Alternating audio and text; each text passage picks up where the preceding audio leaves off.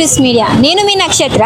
అందరికీ తెలిసిందే, ఆగస్ట్ 6న జరగబోయే సభ సామాజిక న్యాయం తెలంగాణ సంకల్పం సభకి భారీ ఎత్తులో అయితే ప్రజలైతే రాబోతున్నారు. దాదాపు 10,000 నుంచి 20,000 మంది ఇక్కడికి వచ్చి ఈ సభకి హాజరు అవబోతున్నారు. చూసినాం కదా, మనం ఇప్పుడు ఉన్నాము సరూనగర్ స్టేడియం దగ్గర. ఈ సరూనగర్ స్టేడియం ఇండోర్ స్టేడియంలో అయితే ఈ సభ జరగబోతుంది. మనం చూస్తుంటే స్టార్టింగ్ నుంచి అమరవీరులు అయితే ఉన్నారు. ప్రొఫెసర్ జయశంకర్ కానీ, అంబేద్కర్ కానీ. సో అందరు కూడా వాళ్ళని తలుచుకునే విధంగా, వాళ్ళని మర్చిపోలేదు, ఇంకా మా గుండెలోనే ఉన్నారంటగా ఫస్ట్ అయితే జయశంకర్ గారికి ప్రాధాన్యత ఇచ్చారు. ఎందుకంటే తను తెలంగాణ పోరాటం కోసం, తెలంగాణ రావాలని చెప్పని ప్రాణాలు అర్పించిన జయశంకర్ జయంతి వేడుకల సంకల్ప సభ అయితే జరగబోతుంది. సో అందరికీ తెలిసిందే కదా, టీఆర్ఎస్ పార్టీ అధినేత శ్రీమతి కల్వకుంట్ల కవిత గారు అయితే ఈ సభకి రేపు మార్నింగ్ 10:30 నుంచి ఆఫ్టర్నూన్ 1 నుంచి 1:30 వరకు ఈ సభ జరగబోతుంది. మనం ఇండోనేషియన్ స్టేడియంకి వెళ్ళేంత వరకు అమరవీరులు అయితే కనబడుతూనే ఉన్నారు. కొమరయ్య కానీ చాలామంది అమరవీరులు అయితే మనకి అందరూ, ఐలమ్మ కానీ, లక్ష్మీబాయి కానీ, కొమరం భీమ్ గారు చూస్తున్నారు కదా, బాగయ్య రెడ్డి వర్మ గారు.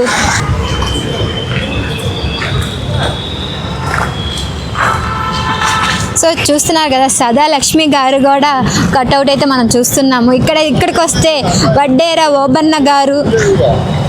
ఇంకా అట్లా మనం ఇండోర్ స్టేడియంకి వెళ్ళే కొద్దీ అమరవీరుల కట్అవుట్లు అయితే మనం చూడడానికి ఇంకా మనకి కనుల విందుగా ఉంది. పండుగ సాయన్న,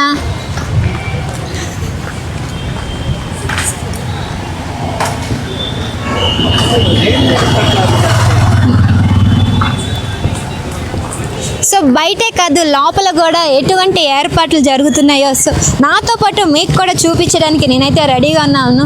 సో మనం చూశారు కదా, సరూనగర్ స్టేడియంకి అడుగు పెట్టంగానే అందరు అమరవీరులతో అయితే బాగా నిండుగా కనిపిస్తుంది. మేము వాళ్ళందరినీ మర్చిపోలేదు, ఎందుకంటే మా కోసం పోరాడారు అని గుర్తుతో వాళ్ళందరి కట్అవుట్లు అయితే పెట్టడం జరిగింది. సో మనం ఇప్పుడైతే అడుగు పెట్టబోతున్నాం ఇండోర్ స్టేడియంలో. సో లోపల ఎలాంటి ఏర్పాట్లు జరుగుతున్నాయో చూద్దాం.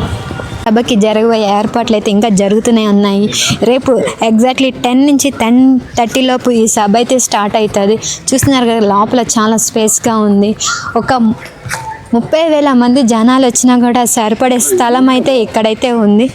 సో ఎవరికి ఇబ్బంది కాకుండా పోలీసులు కానీ, సో పార్టీ తరపున వాలంటీర్స్ కూడా పెట్టారు. ముఖ్యంగా ఆడవాళ్ళకి భద్రత ఎటువంటి ఇక్కడ డోకా లేదు. ఆడవాళ్ళు కూడా ఆడవాళ్ళు 10,000 మంది రావచ్చని ఇక్కడున్న నాయకులు అయితే మనతో చెప్పడం అయితే జరిగింది. సో ఇది ఈరోజు మనకి రేపు జరగబోయే సభకి. సో మనం అందరం రేపు సభలో కలుసుకుందాం. కవితమ్మ గారు ఏం చెప్పబోతున్నారు, ఏం మాట్లాడబోతున్నారు ఈ సభ ద్వారా అని రేపు ఇదే ఛానల్లో చూస్తూనే ఉండండి. ఆర్బిఎం క్రియేటివ్స్ మీడియా, నేను మీ నక్షత్ర.